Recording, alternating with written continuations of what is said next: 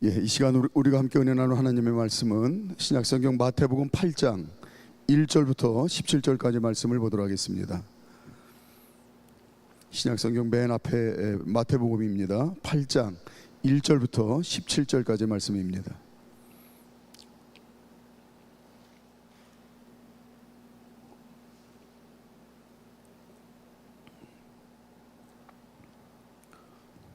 마태복음 8장 1절부터 17절까지 살아계신 하나님의 말씀을 저 한 절씩 교독하시겠습니다. 예수께서 산에서 내려오시니 수많은 무리가 따르니라. 한 나병 환자가 나와 절하며 이르되 주여 원하시면 저를 깨끗하게 하실 수 있나이다 하거늘 예수께서 손을 내밀어 그에게 대시며 이르시되 내가 원하노니 깨끗함을 받으라 하시니 즉시 그의 나병이 깨끗하여 진지라. 예수께서 이르시되 삼가 아무에게도 이르지 말고 다만 가서 제사장에게 내 몸을 보이고 모세가 명한 예물을 드려 그들에게 입증하라 하시니라. 예수께서 가버나움에 들어가시니 한 백부장이 나와 간구하여 이르되 주여 내 하인이 중풍병으로 집에 누워 몹시 괴로워하나이다. 이르시되 내가 가서 고쳐주리라. 백부장이 대답하여 이르되 주여 내 집에 들어오심을 나는 감당하지 못하겠사오니 다만 말씀만으로 하옵소서. 그러면 내 하인이 낫겠사옵나이다. 나도 남의 수하에 있는 사람이요 내 아래에도 군사가 있으니 이더러 가라 하면 가고 저더러 오라 하면 오고 내 종도로 이것을 하라 하면 하나이다. 예수께서 들으시고 놀랍게 여겨 따르는 자들에게 이르시되 내가 진실로 너희에게 이르노니 이스라엘 중 아무에게도 이만한 믿음을 보지 못하였노라. 또 너희에게 이르노니 동서로부터 많은 사람이 이르러 아브라함과 이삭과 야곱과 함께 천국에 앉으려니와 그 나라의 본 자손들은 바깥 어두운 데 쫓겨나 거기서 울며 이를 갈게 되리라. 예수께서 백부장에게 이르시되 가라 내 믿은 대로 될지어다 하시니 그 즉시 하인이 나으니라. 예수께서 베드로의 집에 들어가사 그의 장모가 열병으로 앓아 누운 것을 보시고 그의 손을 만지시니 열병이 떠나가고 여인이 일어나서 예수께 수종들더라. 저물매 사람들이 귀신 들린 자를 많이 데리고 예수께 오거늘 예수께서 말씀으로 귀신들을 쫓아내시고 병든 자들을 다 고치시니 함께 읽습니다. 이는 선지자 이사야를 통하여 하신 말씀에 우리의 연약한 것을 친히 담당하시고 병을 짊어지셨도다 함을 이루려 하심이더라. 아멘. 이 세상을 살아가는 누구나 아플 수가 있습니다. 여기에는 예외가 없죠. 우리가 잘 알고 있는 마라톤 영웅 이봉주 선수를 이제 잘 알고 있습니다. 이제 국제 대회에서 그렇게 승승장구하던 옛 모습이 눈에 선한데 언젠가 거동이 불편한 모습이 매스컴에 처음 공개됐을 때 저도 너무 큰 이제 충격이었고 그리고 염려를 했습니다. 아마 온 국민이 야 어쩌다가 이봉주 선수가 저렇게 됐나 하고 충격을 받았고 그리고 한 마음으로 염려를 했을 줄로 압니다. 근긴장 이상증이라고 하는 이 희귀병 때문에 허리에 알 수 없는 통증으로 인해서 일상의 삶이 너무 어려웠고 그리고 또 충격적인 거는 그 허리 굽힘 현상이 일어나는 거예요. 그러니까 이게 뭐 우리가 옛날 봤던 그런 곱사등 이 정도가 아니고 그냥 뭐 참 보기 민망할 정도로 그렇게 허리 굽힘 현상이 일어나고 다리 근육 떨림이 계속되는 그런 모습을 우리가 충격적으로 봤습니다. 근데 다행히 최근 소식은 많이 치료되고 회복 중이라고 해서 정말 천만다행이다는 그런 마음이 듭니다. 또 들어보신 분 계시겠지만 이효석 교수님이라고 서울대병원 흉부외과 교수님이신데 이분은 폐병 전문 폐암 수술 권위자입니다. 그래서 많은 연구와 논문을 통해서 이제 폐암으로 고생하는 분들을 이렇게 치료하고 회복하는데 큰 기여를 했던 그런 분인데 안타깝게도 본인 자신도 2016년도에 폐암으로 세상을 떠나고 말았습니다. 이런 걸 보면서 이 병들고 아픈 것은 이제 예외가 없다라고 하는 것을 알 수가 있습니다. 본문을 묵상하면서 한번 그런 시각으로 생각을 해봤어요. 왜 아플까? 왜 아플까? 아마 가장 많은 진단은 본인 스스로의 책임이다라고 하는 그런 진단이 가장 일반적일 겁니다. 무슨 얘기냐면, 아유, 다 제가 관리를 잘못해서 그렇지요 하고 자책하는 그런 이 말이 가장 일반적일 것 같습니다. 음식 조절을 좀 잘 했어야 되는데 제가 음식 조절을 잘 못했고, 또 식단 조절, 또 운동을 신경 써서 많이 했어야 되는데 그러질 못했고, 어쨌든 건강 관리를 그렇게 소홀히 한 뭐 제 탓이죠 하는 이제 이런 생각이 일반적일 것 같고요. 그 다음은 부모, 더 나아가서는 조상 책임인 그런 병도 있습니다. 이게 우리가 알고 있는 유전적인 요인으로 발병하는 그런 병들이죠. 이건 뭐 태어나면서부터 본인의 의지하고는 상관없이 그냥 생리적으로 병을 갖고 태어나는 거예요. 이런 경우에는 부모들이 미안함을 가지고 평생 죄인처럼 그렇게 자녀들 옆에서 돌보는 모습을 안타깝게 우리가 볼 수가 있습니다. 또 다르게는 다른 사람이나 또 환경의 요인으로 병이 들 수가 있습니다. 전염병 같은 게 이제 다른 사람에게서 옮는 거죠. 우리가 코로나뿐만 아니라 이제 뭐 요새 흔히 우리가 겪게 되는 뭐 독감, 또 뭐 감기, 여러 가지 이제 바이러스성 이제 질병 같은 경우는 다른 사람을 통해서 옮는 겁니다. 또 환경적인 요인이 있죠. 대기나 이 수질이 오염돼서 이제 우리가 뭐 여러 그런 사례들이 많이 있는데, 뭐 페놀이 유출됐다든가 아니면은 또 공장에서 그런 발암 물질들이 계속 유출이 돼 가지고 그 동네 주민들이 그렇게 암 때문에 고생하고 하는 일들이 비일비재합니다. 그러니까 이게 다른 사람이나 주변 환경 때문에 병이 발생하는 경우가 있죠. 또 성경에는 뭐 이건 하나님 없이 사는 사람들은 뭐 잘 인정하지 않으려고 하지만은 성경에 보면 분명히 마귀 때문에 병으로 인해서 고통받는 경우가 있습니다. 그 대표적인 게 욥기 2장에 보면 사탄이 욥에게 병을 가져다 줍니다. 욥기 2장 7절에 보면 사탄이 이에 여호와 앞에서 물러가서 욥을 쳐서 그의 발바닥에서 정수리까지 종기가 나게 한지라. 그러니까 이 사탄이 욥 머리부터 발끝까지 그 악성 종기가 나서 보면은 뭐 기왓장이나 이런 것으로 온 몸을 긁고 하루 종일 고통스러워하는 그 모습을 우리가 성경을 통해서 보게 되는데, 마귀가 갖다 준 그런 병이 있습니다.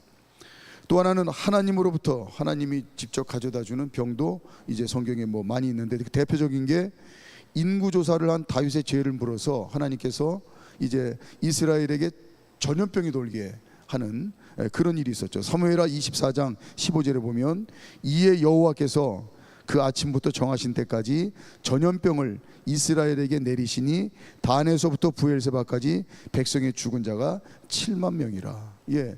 이 전염병 때문에 이스라엘의 7만 명이 순식간에 이렇게 몰살당하는 일이 있었는데, 이건 하나님이 직접 내리신 그 병 때문에 그렇다라고 이렇게 기록이 되어 있습니다. 뭐 일단은 요 정도로 이렇게 정리를 해봤습니다. 자, 그러면 오늘 본문에 아픈 세 사람이 나오는데, 첫째는 나병 환자가 나오죠. 자, 그러면 이 사람은 왜 아플까 한번 생각을 해봤어요. 이 나병 환자는 왜 아플까? 나균에 전염돼서 이제 나병이 걸린 겁니다. 그럼 일단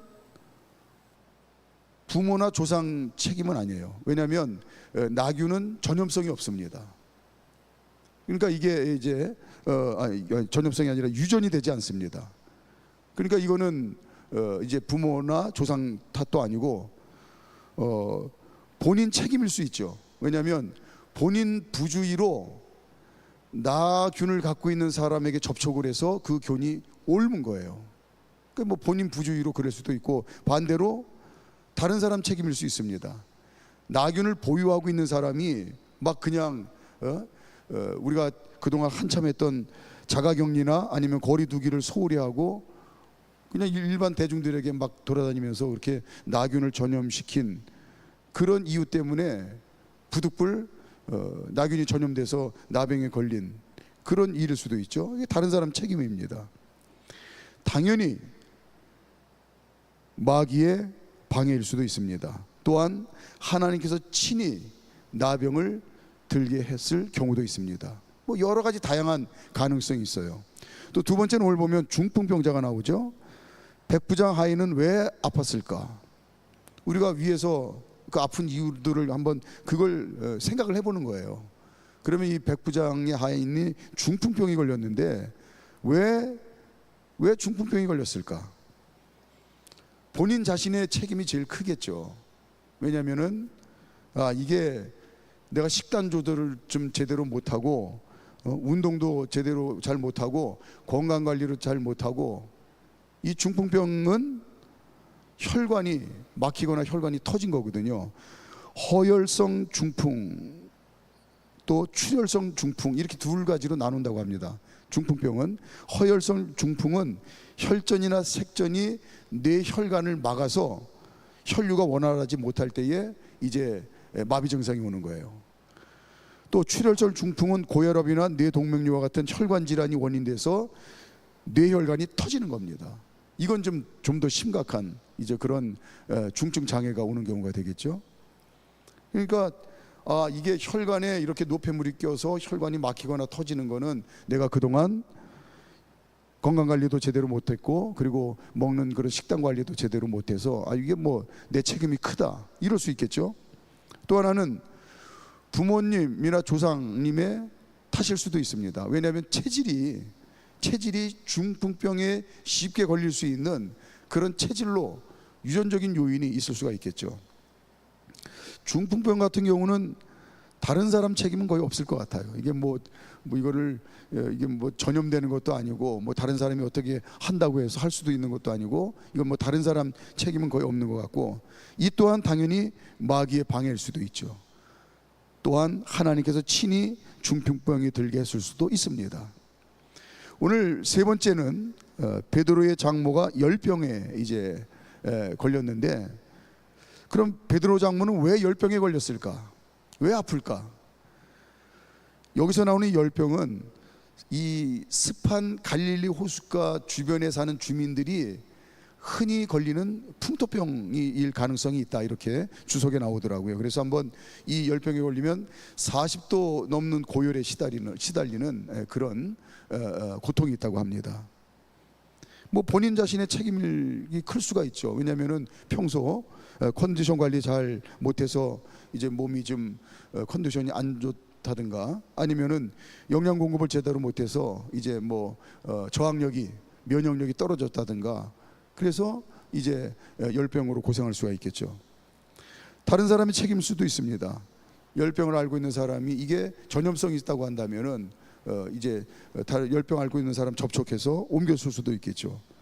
이건 또 유전적인 건 아니니까 부모나 조상 탓은 아닐 거예요. 이 또한 당연히 마귀의 방해일 수도 있습니다. 또한 하나님께서 친히 열병을 가져다 준 걸 수도 있어요. 제 설명을 들으면서 여러분 뭘 느끼셨습니까?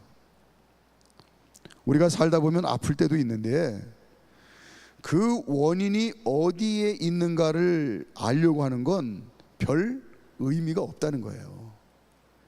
더 중요한 거는 원인을 정확히 아는 건 거의 불가능합니다.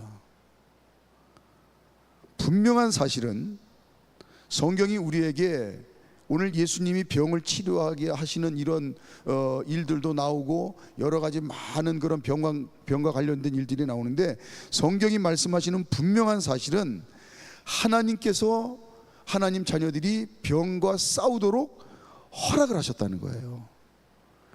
하나님이 허락지 않으시면 절대 원수 마귀도 병을 가지고 장난칠 수 없고, 하나님이 허락지 아니하시면 우리의 머리카락도 세시고, 또 우리의 호흡까지도 주관하시고, 또 우리의 심장 박동하는 이 순간까지도 관여하시는 하나님께서 정말 우리가 병을 앓는 걸 원치 않으신다고 한다면 깨달아 식단 관리 잘하게 하시고, 깨달아 건강 관리 잘하게 하시고, 그래서 미리 예방하게 하시고 그걸 피하도록 하시겠죠. 그럼에도 불구하고 저와 여러분들이 살다가 예기치 않은 병으로 인해서 고통받을 수가 있는데, 분명한 사실 하나는 하나님께서 병과 싸우도록 허락을 하셨다는 거예요. 자, 말씀 한번 찾아볼까요? 신약성경 274페이지 고린도전서 10장 13절. 고린도전서 10장 13절. 여기서 말하는 시험은 뭐 여러 가지가 있을 수 있는데 그 중에 대표적인 게 병마와 싸우는 겁니다. 신약성경 274페이지 고린도전서 10장 13절.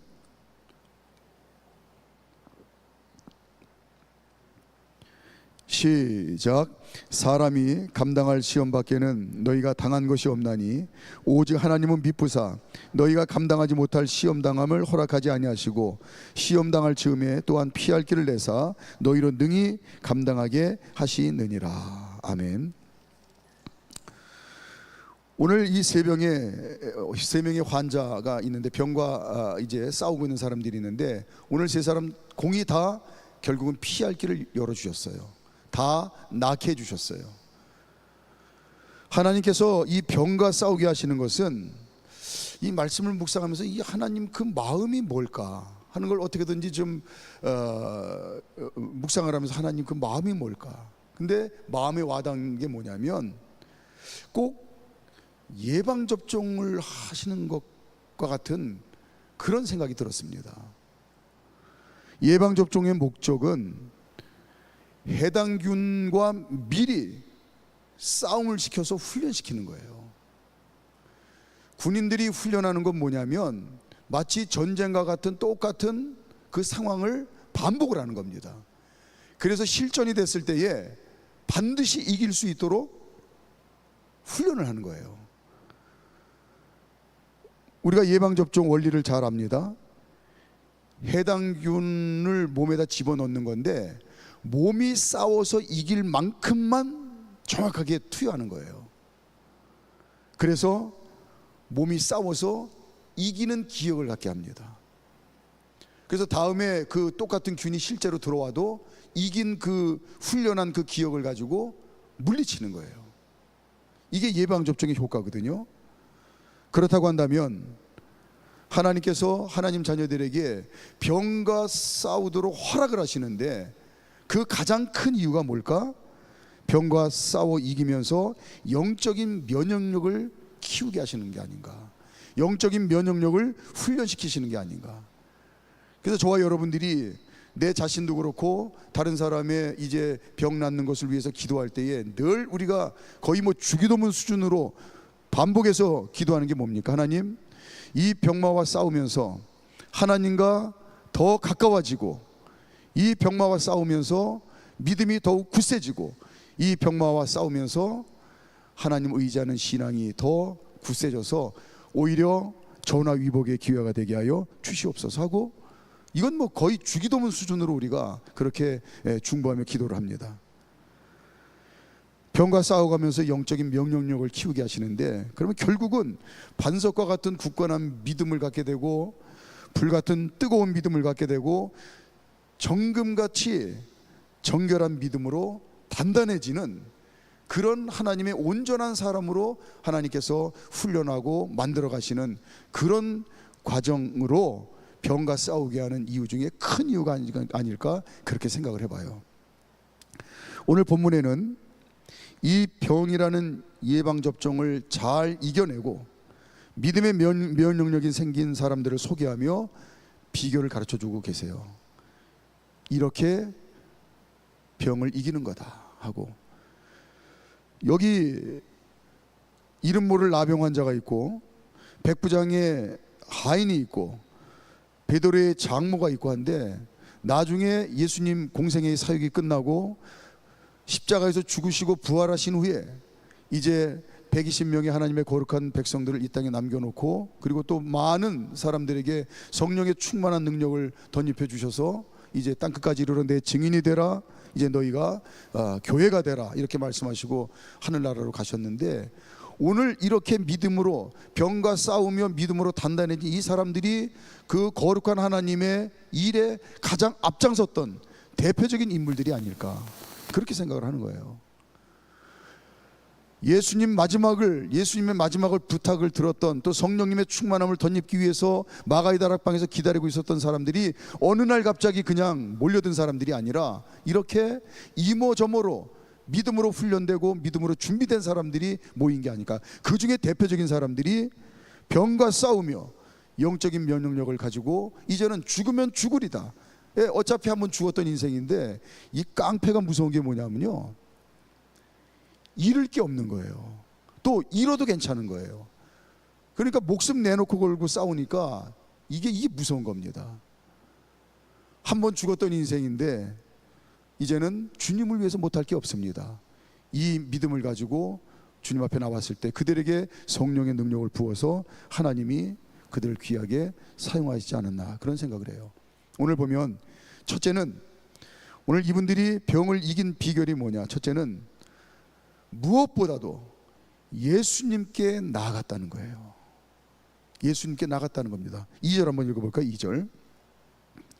2절 시작. 한 나병 환자가 나와 절하며 이르되 주여 원하시면 저를 깨끗하게 하실 수 있나이다 하거늘. 목숨 건 거죠. 우리가 잘 알다시피 이 코로나 때도 코로나에 걸린 사람들은 자가격리시키고 그리고 거리 두기를 하고 철저하게 이걸 지켰는데, 이 당시에는 나병 환자가 이 사람들이 있는 일상의 터전에 나왔다고는 돌로 맞아 죽는 겁니다. 근데 오늘 목숨 걸고 주님 앞에 나왔어요. 5절 말씀, 5절 시작. 예수께서 가버나움에 들어가시니 한 백부장이 나와 간구하여. 백부장은 자기 종이 이제 중풍병에 걸렸는데, 이건 뭐 그냥 아무렇지도 않게 여길 수도 있어요. 가지고 뭐 종 하나 죽는 게 대수겠습니까? 그런데 마치 자기 아들이 중풍병에 걸린 것처럼, 자기가 중풍병에 걸린 것처럼 예수님께 나와서 이제 병을 고쳐달라고 간청을 합니다. 병을 고치려면 반드시 예수님께 나와야 된다. 이게 오늘 성경이 우리에게 가르쳐 주시는 첫 번째 비결이에요. 근데 이 말을 하나님 없이 사는 세상 사람들 들으면 비웃습니다. 죽으려고 환장을 했구만. 아니, 아프면 병원을 가야지 무슨 예수님께 가냐, 아직도 그렇게 무지몽매한 소리를 하냐, 이러고 비웃을 거예요. 맞는 말입니다. 당연히 병원을 가야죠. 병원에 가서 의사 선생님, 해당 진료 보시는 의사 선생님 만나서 증상을 소상히 이야기하고, 의사 선생님이 검사하자면 뭐 검사하고, 또 처방하는 대로 수술받자고 그러면 수술하고, 또 치료받자고 그러면 치료받아야 되고, 약 먹으라면 약도 복용해야 됩니다. 그런데 하나님 없이 사는 사람들은 여기까지예요. 그래서 의사를 통해서, 약을 통해서, 현대의학을 통해서 병을 고치면 다행이고 안 되면 할 수 없고, 여기까지입니다. 그런데 오늘 이 예수님께 나아갔다고 하는 의미는, 저와 여러분들에게는 오늘 이게 뭐냐면, 하나님 자녀들은 하나님께 기도해야 된다, 이겁니다. 당연히 병원 가는데 그거보다 먼저 의지하고 먼저 우선해야 될 것이 예수님께 기도해야 된다는 거예요. 의사 선생님에게 증상을 이야기하고 상담하는 것보다 훨씬 더 하나님 아버지께 나와서 구체적으로 자세하게 말씀을 드리는 거예요. 의사 선생님에게는 증상만 이야기하고 하자는 대로 처분만 바라는 거죠. 가만히 저와 여러분들이 병원 갔던 일을 한번 생각을 해보세요. 내 증상을 얘기해요. 또 의사 선생님들이 묻는 대로 대답을 해요. 그 다음에 하자는 대로 해요. 더 이상 그게 답니다. 뭐 의사 선생님 붙들고 아이고 내가 이게 병 이거 저기 뭐 악화되면 큰일 나니까 나 좀 제발 나 좀 고쳐주세요. 아니면 나 죽으면 안 되니까 내 애들 불쌍해서 안 됩니다. 또 우리 식구 불쌍해서 안 됩니다. 제발 좀 나 좀 살려주세요. 이러고 의사 선생님 바지가랑이 붙들고 애원하는 그런 환자는 아마 거의 없을 겁니다.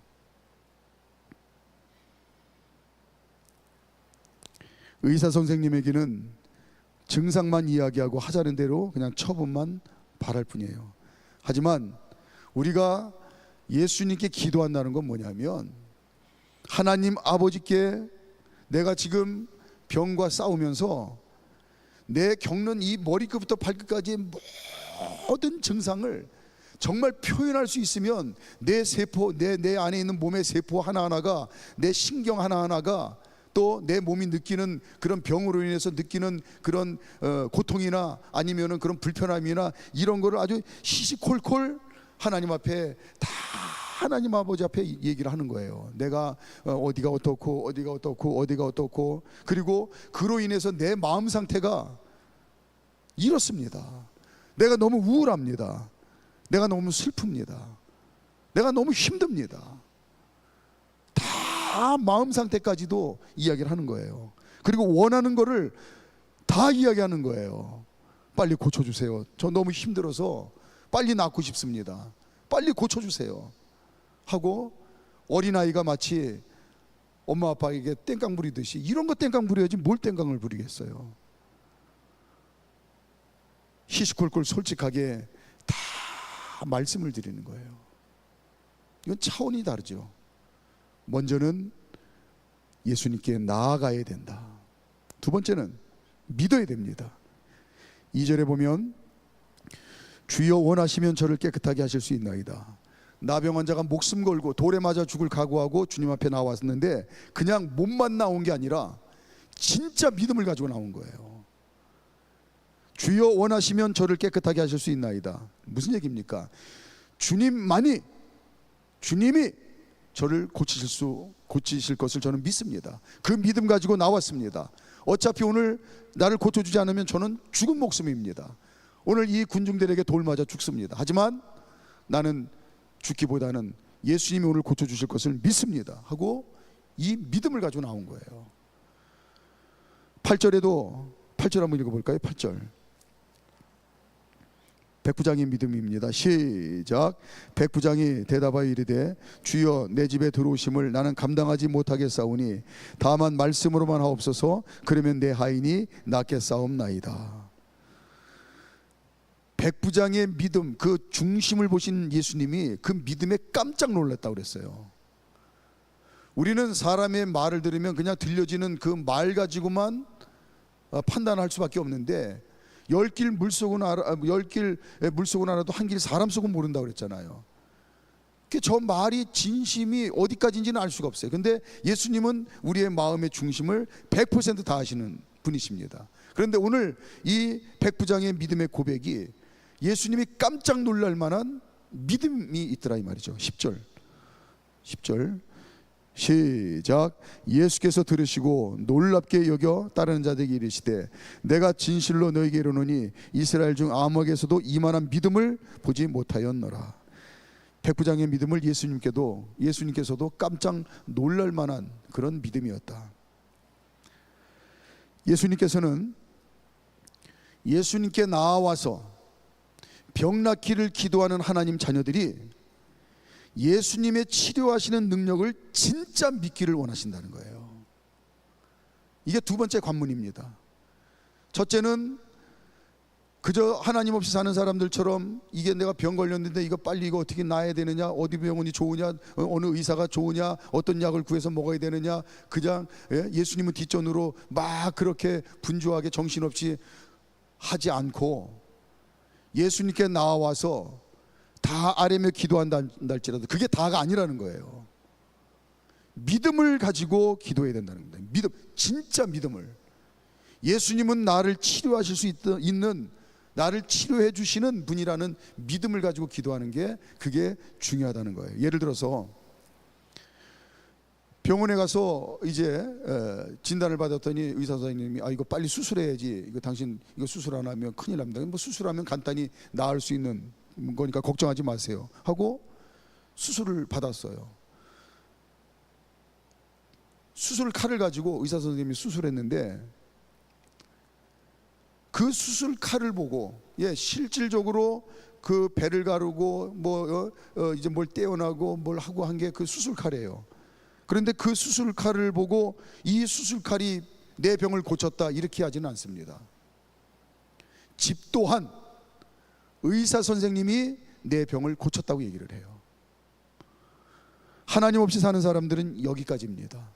그래서 내가 옛날에 당신처럼 어디 그렇게 아팠는데 그 선생님이 집도를 해주셔서 내가 이렇게 깨끗하게 나서 벌써 내가 10년째 건강하게 잘 살고 있다고. 그 선생님 너무 용한 병이니까 그분에 가서 수술을 받으라고. 그분이 나를 고쳤다고. 이렇게 얘기를 해요. 그런데 하나님 없이 사는 사람들은 여기까지입니다. 예수님이 믿음을 가지라고 하는 말씀은 뭐냐면 그 다음부터예요. 하나님 자녀들은 수술 칼은 의사가 잡고 수술 칼을 잡은 의사의 손은 하나님이 잡으신다는 사실을 진짜 믿는 거예요. 그러니까 한 단계 업그레이드 됐죠? 수술 칼이 나를 고쳤다고 세상 사람들은 얘기하지 않습니다. 수술 칼을 잡은 의사가 나를 고쳤다고 얘기를 해요. 여기가 끝이에요. 그런데 하나님 자녀인 저와 여러분들이 예수님께 기도할 때 믿음을 가지라는 말은 뭐냐면, 수술 칼을 의사가 잡고 수술을 하지만 그 수술 칼을 잡은 의사의 손은 하나님이 잡으신다는 사실을 진짜 믿으라는 거예요. 그래서 하나님 자녀들은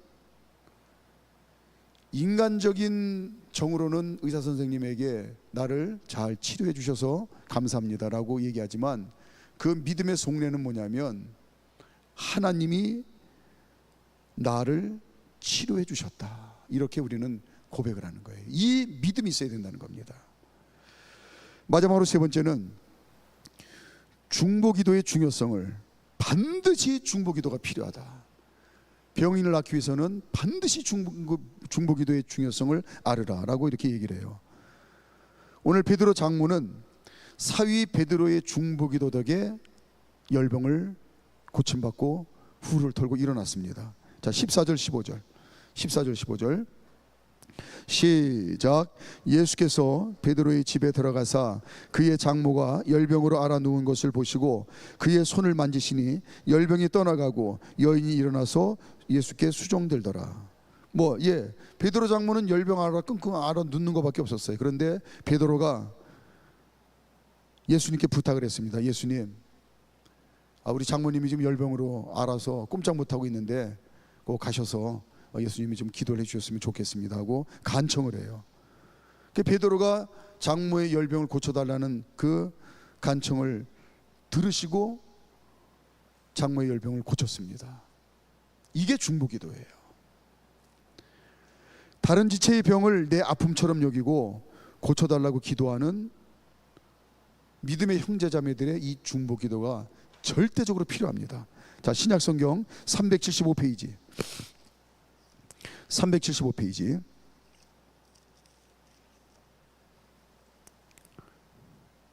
야고보서 5장 14절부터 16절까지.